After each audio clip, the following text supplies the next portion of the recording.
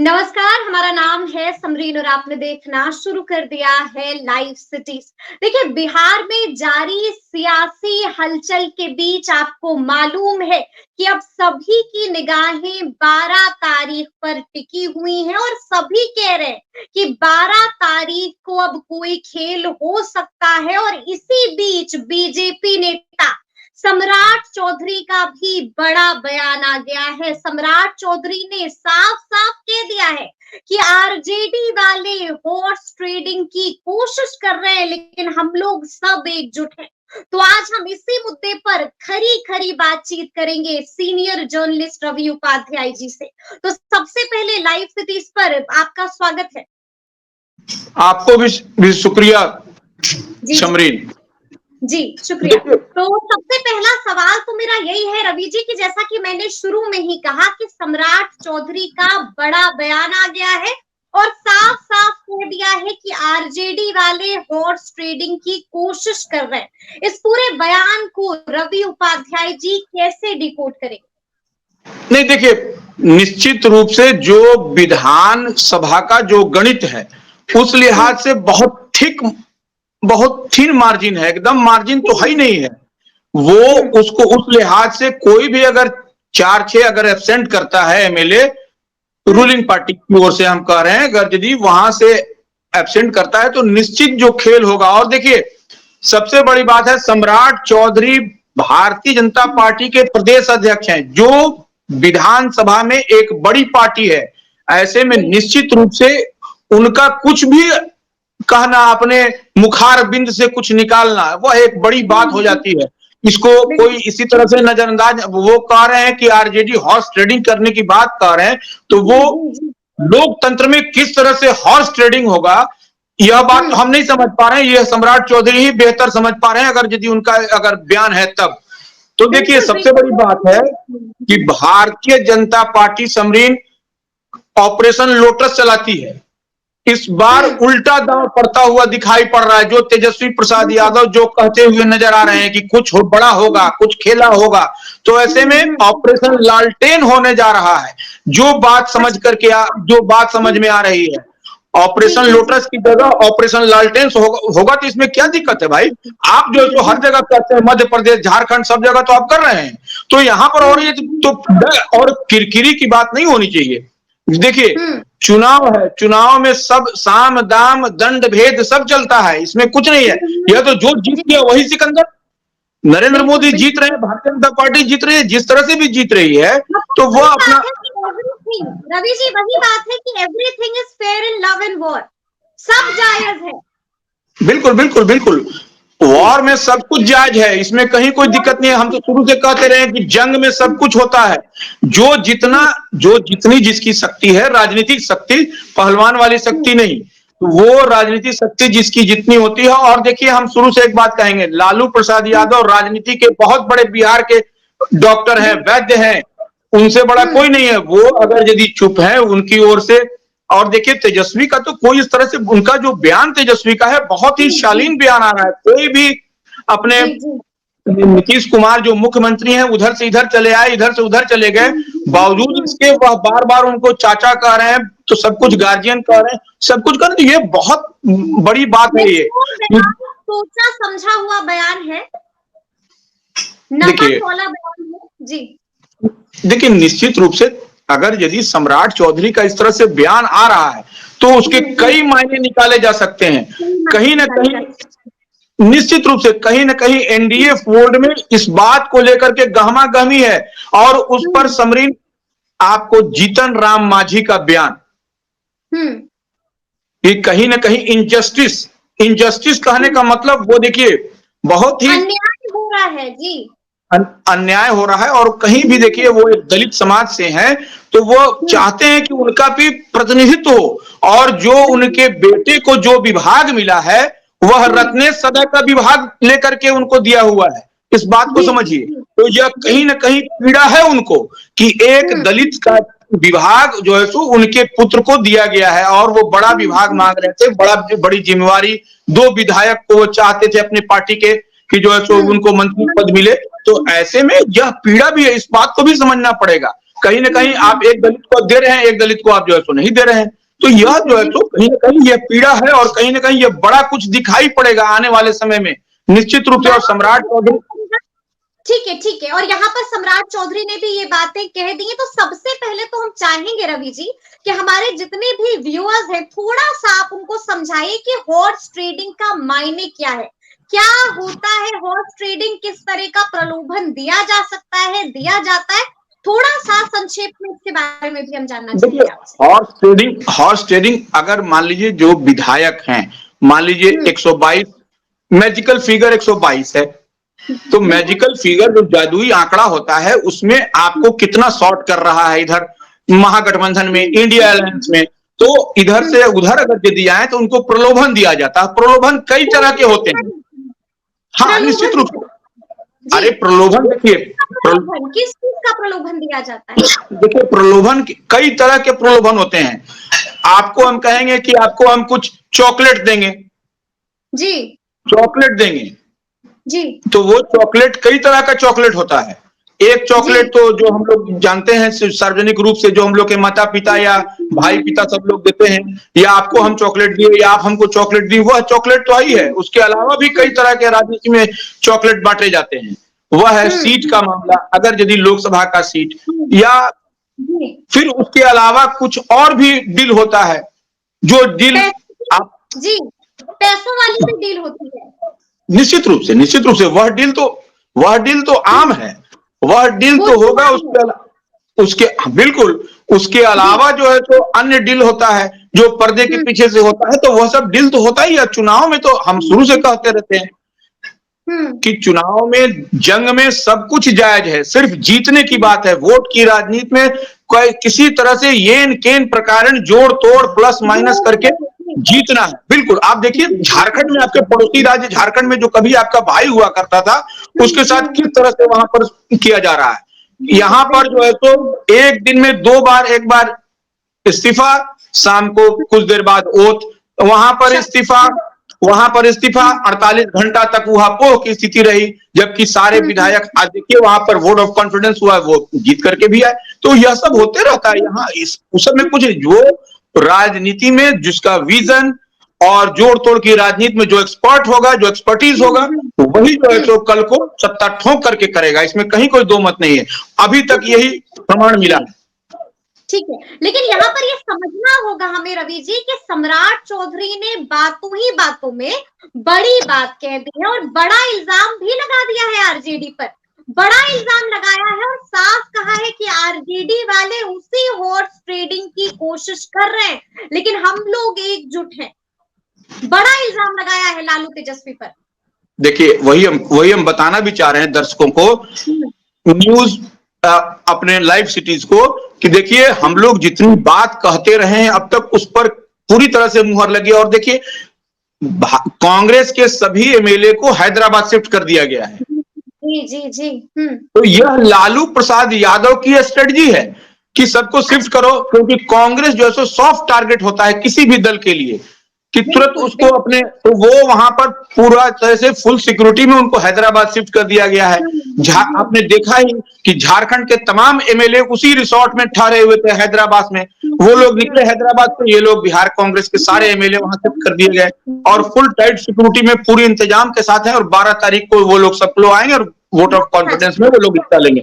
तो ये लालू प्रसाद यादव ने उससे पहले जो बात है पॉलिटिकल कॉरिडोर में, मल्लिकार्जुन खड़गे जो कांग्रेस के अध्यक्ष हैं, राहुल गांधी, तमाम लोगों से बात करने के बाद यह कवायद लालू प्रसाद यादव के डायरेक्शन निर्देश पर यह जो फुल प्रूफ व्यवस्था की गई है कि कांग्रेस को कहीं दर उधर नहीं होना है। अब देखिए जैसे ही कांग्रेस के एमएलए हैदराबाद शिफ्ट किए, भारतीय जनता पार्टी के प्रदेश अध्यक्ष सम्राट चौधरी का इस तरह का बयान आता है, तो कहीं ना कहीं उनको भी इस बात की आशंका, संभावना कहीं ना कहीं है कि अगर यदि वहां पर कुछ जो बहुत कम जो मार्जिन है, बहुमत साबित करना इतना आसान नहीं होने वाला है, कहीं ना कहीं आशंका है। और आज बड़ा मैसेज भी देखिए यह आप तमाम तरह के बात को आप जोड़िए। देखिए अशोक चौधरी का भी बयान, और यह कि खेल होगा। उसके बाद से देखिए तेजस्वी प्रसाद यादव का बयान, उसके बाद से कमिटी, उसके बाद से जैसा जानकारी है सम्राट चौधरी का बयान, तो यह सब कुछ यह सहमत का खेल है।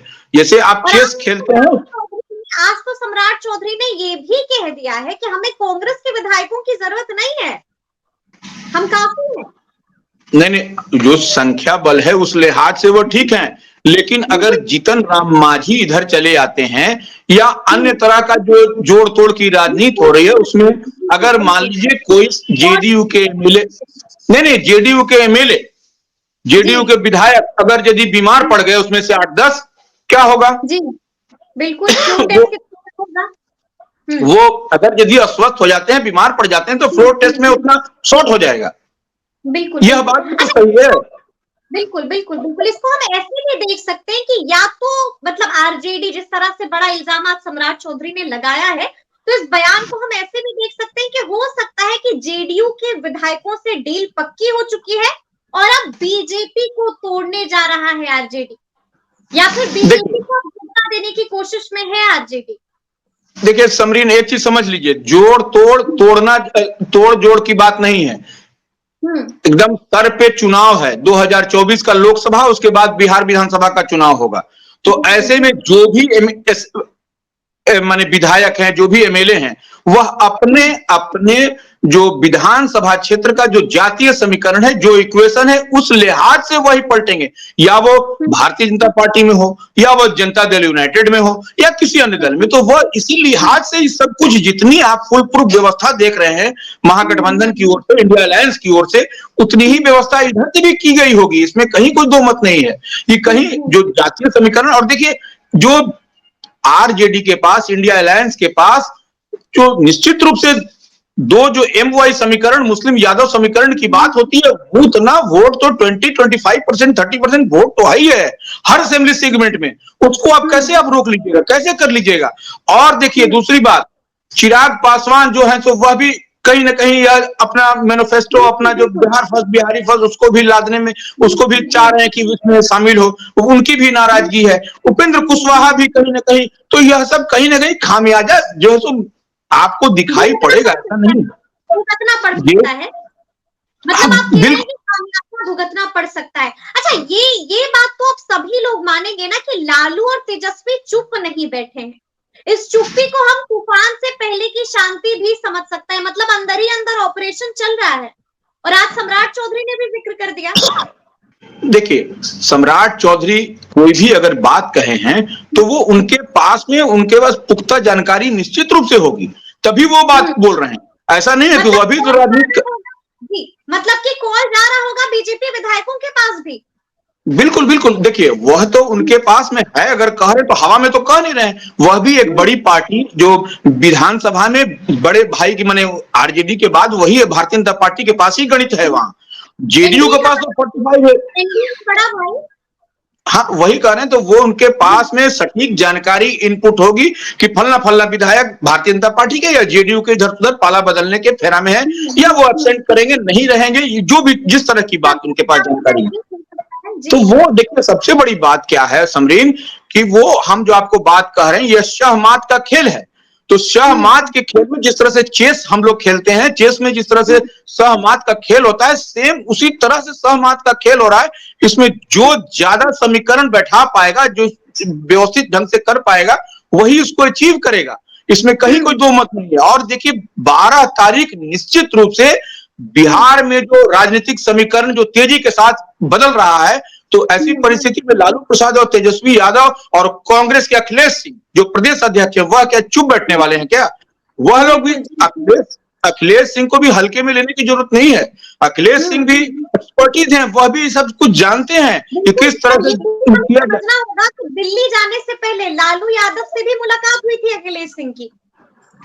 बिल्कुल बिल्कुल, देखिए लालू प्रसाद यादव से मुलाकात होने का मतलब ही है कि सब कुछ हम आपको पहले ही कहे कि जो मल्लिकार्जुन खड़गे से बातचीत हुई, लालू प्रसाद यादव की राहुल गांधी से बातचीत हुई, तब जाकर के हैदराबाद सब विधायकों को कांग्रेस का भेजा गया।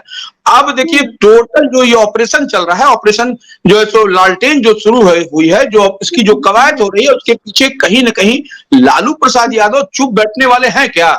देखिए वो बैठे हुए हैं पटना के पीछे जो ब्रेन है, वो ब्रेन है लालू प्रसाद यादव। यह कहने की बात ही नहीं है। और लालू प्रसाद यादव ब्रेन है और उसको एक्सिक्यूट करने वाले, उसके कार्यान्वयन के लिए निश्चित रूप से उनके छोटे पुत्र तेजस्वी प्रसाद यादव भी देखिए बहुत मैच्योर्ड पॉलिटिशियन हो गए हैं। इनको हम एक बात तो कहेंगे, इतनी कम उम्र में 34 वर्ष की उम्र में इतना मैच्योरिटी कहां से वो शख्स लाया है, यह तो समझ से परे है। और देखिए एक भी उनका जो बयान है तेजस्वी का, तो एकदम जो है तो इतना मैच्योरिटी वाला है कि कहीं पर भी आप उसमें रत्ती भर में कुछ आप पकड़ नहीं सकते, कुछ नहीं कर सकते। और वो चुपचाप से उनका जो मिशन है, उस मिशन को गोल करने के लिए, उसको अचीव करने के लिए वो पूरा एड़ी चोटी लगाए हुए हैं। जी, मेरा एक आखिरी सवाल होगा रवि जी आपसे, क्या लगता है आपको, आपका विश्लेषण, आपका आकलन क्या कहता है 12 तारीख को, क्या वाकई में 12 तारीख को बिहार में बड़ा खेल हो जाएगा, एक बार फिर से गिर जाएगी नीतीश सरकार? सीधा सवाल। देखिए समरीन, हम नहीं, बड़े बड़े राजनीतिक पंडित, बड़े बड़े जो एनालिसिस करने वाले हैं, उन लोगों की ओर से भी इससे इनकार नहीं किया जा रहा है कि 12 तारीख को कुछ बड़ा नहीं हो सकता है। नहीं हो सकता है मतलब निश्चित तौर से हो सकता है। बिल्कुल बिल्कुल, देखिए इसको अब राजनीति तो संभावनाओं का खेल है, इसमें हम और आप नहीं कर रहे, ये राजनीतिक संभावनाओं का खेल है। इसमें अगर यदि इधर उधर हो जाए तो यह कोई बड़ी बात नहीं है। और हम आपको बार बार फिर एक पुराने बात पर ले चलेंगे कि देखिए सब कुछ जब आप जो है सो टिकट का बंटवारा किसी भी दल का हो, वह जाति आधार पर करते हैं, तो वैसी परिस्थिति में विधानसभा का जो गणित भी जब जातीय आधार पर होता है, तो वैसे विधायक इधर से उधर अनकंफर्ट होंगे तो वो निश्चित रूप से जाएंगे, वो महागठबंधन के पास या जिनके पास, भारतीय जनता पार्टी के पास या आरजेडी के पास, वो जाएंगे। इसको कौन रोक सकता है, कौन ना कर सकता है? ये सच्चाई तो यही है। अब तक जो पूरे देश के स्तर पर या कहीं पर भी आप देखिए तो यही चीज, इससे कोई इनकार नहीं कर सकता है, या लाख कोई कुछ कर ले। तो ये बड़ी बात है। और 12 तारीख निश्चित रूप से देखने वाली, देखिए 12 से पहले 11 तारीख भी कत्ल की रात होगी। अच्छा, 11 तारीख भी कत्ल की रात होगी, मतलब बिल्कुल, यही रात आखिर। बिल्कुल बिल्कुल बिल्कुल, 11 तारीख भी कत्ल की रात होगी। 11 तारीख को भी आपको सब कुछ पता चल जाएगा, क्या कुछ हो रहा है, क्या नहीं हो रहा है। एकदम वो 12 तो छोड़ दीजिए, 11 को तो हम बोले कत्ल की रात होगी 11 तारीख। अगर यदि 11 तारीख को हम और आप बैठेंगे, देखेंगे कि देखिए क्या होता है, सब कुछ वो दिखाई पड़ने लगेगा, ट्रांसपेरेंट, आर पार दिखाई पड़ेगा। इसको हम ऐसे समझ सकते हैं रवि जी कि 11 तारीख को ना ही नींद नीतीश कुमार को आएगी और ना ही नींद जो है लालू और तेजस्वी को आएगी। अच्छा, ये अगर यदि ये नींद का बयान है कि अब देखिए सुनने में आ रहा है कि नीतीश कुमार भी दिल्ली आने वाले हैं। बिल्कुल आने वाले हैं जी।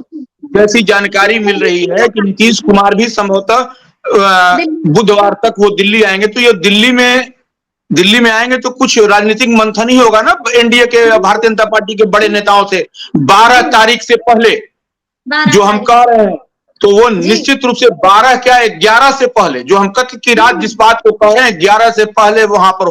तो यहाँ पर ये जो जमावड़ा है भारतीय जनता पार्टी के 2 डिप्टी सीएम, नवनियुक्त डिप्टी सीएम सारा काम छोड़ करके दिल्ली बैठे हुए, दिल्ली में, तो वो निश्चित रूप से यहाँ पर भी वह कुछ न कुछ चर्चाएं चल रही है कि कैसे सबको निश्चित रूप से, और उसी क्रम को उसी में और जो है सो धार देने के लिए, उसी को और मजबूत करने के लिए नीतीश कुमार की जो जानकारी मिल रही है कि वह भी आने वाले हैं जैसी सूचनाएं हैं, तो वो आएंगे तो निश्चित रूप से कुछ न कुछ बात होगी बड़े नेताओं से भारतीय जनता पार्टी की। इसे कहाँ कोई इनकार कर सकता है। तो मतलब अब ये देखने वाली बात होगी कि आगे क्या कुछ होगा। और अगर हम आपके अंदाज में कहें तो अपने व्यूअर्स को हम बस यही कहना चाहेंगे कि देखिए डॉट्स मौजूद है और आपको सिर्फ डॉट्स मिलाना है और उसके बाद जवाब आपके पास ही होगा। तो ये पूरी बातचीत आपको कैसी लगी है कमेंट करके हमें जरूर बताइएगा। तो इस तरह के तमाम अपडेट्स के लिए ऐसे ही हमारे साथ बने रहिएगा और देखते रहिएगा लाइव सिटीज। बहुत शुक्रिया।